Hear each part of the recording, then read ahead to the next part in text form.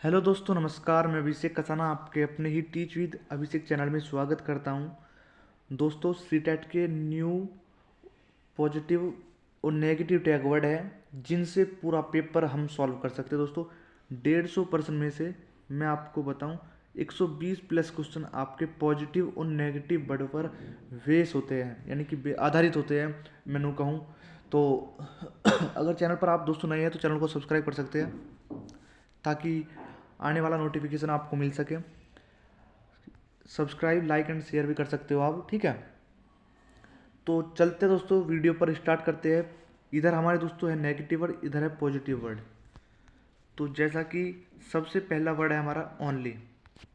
Only में क्या है कि ओनली हमारा एक नेगेटिव वर्ड है। कैसा वर्ड है दोस्तों? नेगेटिव वर्ड है।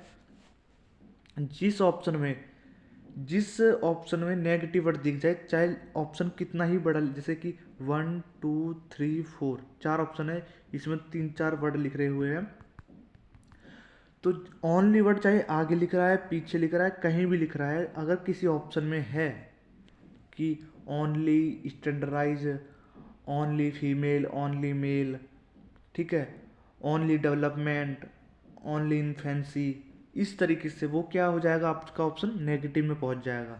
इस तरीके से तो उसे आप, अगर क्वेश्चन पूछा है नेगेटिव में तो आप नेगेटिव में जवाब दोगे उसका, अगर क्वेश्चन पूछा है पॉजिटिव में तो पॉजिटिव में जवाब देंगे आप उसका। तो अवसर क्या है दोस्तों? अपॉर्चुनिटी, एक गोल्डन चांस है, एक पॉजिटिव वर्ड है। बच्चा अगर कहीं पर निष्क्रिय है, एक्टिव नहीं है, तो कैसा वर्ड है दोस्तों आपका? ये आपका नेगेटिव वर्ड। अगर बच्चा एक्टिव है तो दोस्तों वो कैसा है? एक पॉजिटिव वर्ड है, क्योंकि हमें बच्चे को हमेशा माइंड में रखना है जब भी क्वेश्चन को सॉल्व करेंगे कि बच्चे को ही हमें एक्टिव रखना है, पैसिव रखना है, अपॉर्चुनिटी देनी है, ठीक है। अब है आपका एक नेक्स्ट मानकीकृत, स्टैंडर्डाइज। हमें बच्चे को क्या है दोस्तों? मानकीकरण नहीं करना है। मानकीकरण का कि हमें उसका एक लेवल नहीं बताना है कि बच्चा किस मानक का है। हमें बच्चे को सजा, दंड एवं भय भी नहीं देना है, क्योंकि पहले के टाइम में क्या होता था, जब बच्चे के कम मार्क्स आते थे तो उसकी क्या है कि उसे पनिशमेंट मिलता था, ठीक है, उसको डंडे पड़ते थे। लेकिन आज के टाइम में क्या है कि इस चीज़ को नकारा गया है, एक नेगेटिव पॉइंट है ये। हमें बच्चे के अंदर भय भी पैदा नहीं करना है, कि पहले के टाइम में क्या होता था कि बच्चे को कम मार्क्स आने पर उसको भय होता था कि उसके पेरेंट्स, उसके टीचर, ठीक है, उसको सब मतलब पिटाई करेंगे उसके। लेकिन आज के टाइम में बच्चे क्या है दोस्तों? क्यूरियोसिटी, हमें बच्चे के प्रति जिज्ञासा को बढ़ाना है, ना कि दंड, सजा और भय के प्रति बढ़ाना है। तो चलते दोस्तों नेक्स्ट। नेक्स्ट क्या है हमारा? व्याख्या, व्याख्यान, परिभाषा, लेक्चर या डेफिनेशन बोले। हमें बच्चों को व्याख्या भी नहीं देनी, ना तो परिभाषा देनी है, ठीक है। हमें बच्चे को जो भी चीज़ पढ़ाएंगे हमें उसको वास्तविक जीवन से जोड़ना है, उसका जो दैनिक जीवन है उससे जोड़ना है हमें, ना कि हमें उसको व्याख्या देनी है, व्याख्या याद करवानी, ना कि परिभाषा। अब हमारा एक नेगेटिव पॉइंट है, हमें चीज़ों को रटवाना नहीं है, बच्चे को रटना और याद करना। हमें चीज़ों को रटवाना नहीं है, ना बच्चे को याद करवाना है। हमें बच्चे को चीज़ें क्या दोस्तों? समझानी है। आपने देखा भी होगा, समझी हुई चीज़ लंबे टाइम तक याद रहती है, जबकि रटी रटाई चीज़ आपको जल्द ही भूल जाते हैं। हमें बच्चे को वेधन और अभ्यास भी नहीं कराना है, ड्रिल एंड प्रैक्टिस। हमें बच्चे को क्या है? अभ्यास ना करा के हमें बच्चे को उस चीज़ की खोज करवानी चाहिए, खोजबीन। तो चीज़ें आपको दोस्तों बिल्कुल आसानी से समझ में आ रही होगी। अब चलते नेक्स्ट। नेक्स्ट में हमारा पुस्तक केंद्रित, शिक्षक केंद्रित ना होके हमारी जो एजुकेशन है वो ना तो बुक पे केंद्रित होनी चाहिए, ना शिक्षक, ठीक है। अब हमारी जो एजुकेशन वो होनी चाहिए बाल केंद्रित पर। अब बुक सेंटर्ड एजुकेशन होगी तो बुक तो दोस्तों आपने पहले टाइम में देखा होगा, यूपी बोर्ड में तो काफ़ी मोटी मोटी बुक थी एनसीईआरटी आने से पहले। कैसी बुक थी दोस्तों? एक किताब ही बहुत मोटी थी, और 2-2 3-3 बुक होती थी पहले तो यूपी बोर्ड में। तो वो हमें, अगर हम पुस्तक केंद्रित पर बच्चे को पढ़ाएंगे तो बच्चा क्या है कि बोर होने लग जाएगा। लेकिन आज की एजुकेशन पॉलिसी ये कहती है कि जो बुक है और जो शिक्षक है, हमारी एजुकेशन इन पर डिपेंड नहीं है। हमारी जो एजुकेशन है वो है बच्चे पर डिपेंड, कि बच्चा जैसा कहेगा वैसा ही होगा एजुकेशन में, ठीक है। हतोत्साहित, हमें बच्चे को डिस्करेज नहीं करना है कि ये काम तुमसे नहीं होगा, ये प्रश्न तुमसे हल नहीं होगा, इस तरीके के जवाब हमें बच्चे को नहीं देने हैं। हमें बच्चे को क्या करना है, एंकरेज करना है। एंकरेज कैसे, कि तुम इसको कर सकते हो, बहुत अच्छे से कर सकते हो, तुम ट्राई करो, ठीक है। इस तरीके से क्या हम बच्चे को एंकरेज कर सकते हैं, प्रोत्साहित कर सकते हैं। नेक्स्ट वर्ड है हमारे टैग वर्ड कलन विधि। हमें कलन विधि का प्रयोग नहीं करना है, एल्गोरिथम का प्रयोग नहीं करना है, हमें प्रयोग करना है समालोचनात्मक चिंतन, क्रिटिकल थिंकिंग। समालोचनात्मक थिंकिंग वो है आपकी जिसमें बच्चा विचार करता है कि किसी चीज़ के प्रति, जैसे कि मैंने कोई क्वेश्चन दिया उसको, वो क्वेश्चन को अब वो विभिन्न तरीके से अपनी थिंकिंग को लगाकर हल करे, वो क्या है, आप क्रिटिकल थिंकिंग है।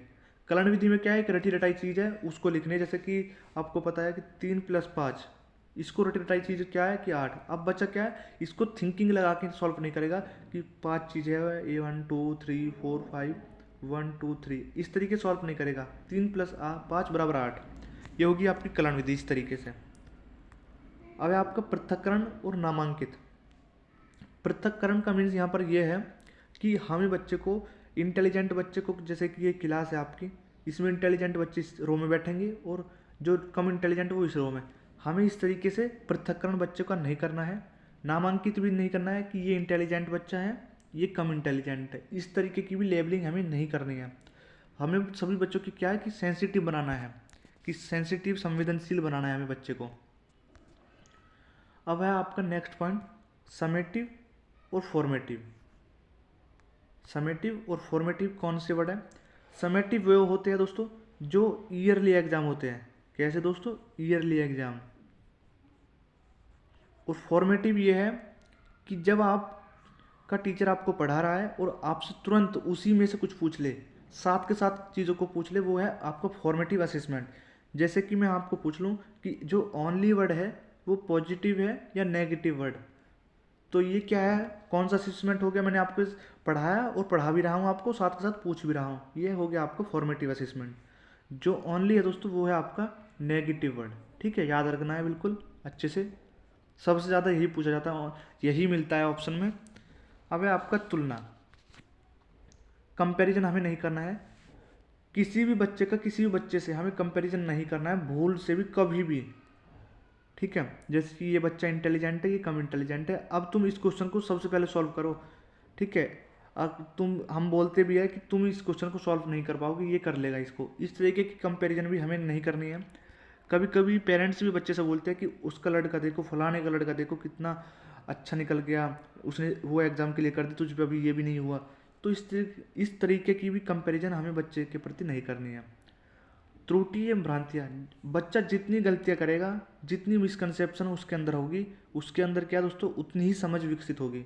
ये चीज़ें लिख लेना आप। ठीक है, तो अच्छे से बच्चे का त्रुटि करना और भ्रांतियाँ एक गलत चीज़ नहीं है दोस्तों, एक पॉजिटिव वर्ड है। जहाँ पर ये चीज़ें दिखे तो पॉजिटिव समझ लेना कि बच्चा गलतियाँ कर रहा है और वो भी मिसकंसेप्शन भ्रांतियाँ में है। अब है आपका उपेक्षा। हमें बच्चे को इग्नोर नहीं करना है। हम कभी कभी करते हैं कि जो कम इंटेलिजेंट बच्चे होते हैं हम उनको इग्नोर करके इंटेलिजेंट बच्चे की तरफ आकर्षित होते हैं, हमें कभी भी ऐसा नहीं करना है। मदर टंग, हमें जो मदर टंग होती है, मातृभाषा होती है, सब बच्चे की अपनी अपनी होती है, चाहे वो राजस्थानी हो, यूपी की हो, तेलंगाना की हो, ठीक है, उड्डयम हो, कोई किसी भी मातृभाषा में अगर कोई बच्चा अपनी मातृभाषा का प्रयोग कर रहा है तो वो क्या दोस्तों एक पॉजिटिव वर्ड है, बहुत अच्छा मातृभाषा का प्रयोग वो कर रहा है। रोजगार, व्यवसाय, उच्च ग्रेड शिक्षा क्या दोस्तों एक नेगेटिव वर्ड है। कैसा वर्ड है? नेगेटिव वर्ड है। जब बच्चा मल्टीलिंगुअलिज्म यानी कि बहुभाषिकता, यानी कि एक भाषा से अधिक भाषा जब वो बोलता है, सीखता है, ठीक है, तो वो क्या है? मल्टीलिंगुअलिज्म है, एक पॉजिटिव वर्ड है आपका। अब ये थी दोस्तों आज की वीडियो जिसमें मैंने आपको पॉजिटिव और नेगेटिव वर्ड बताए।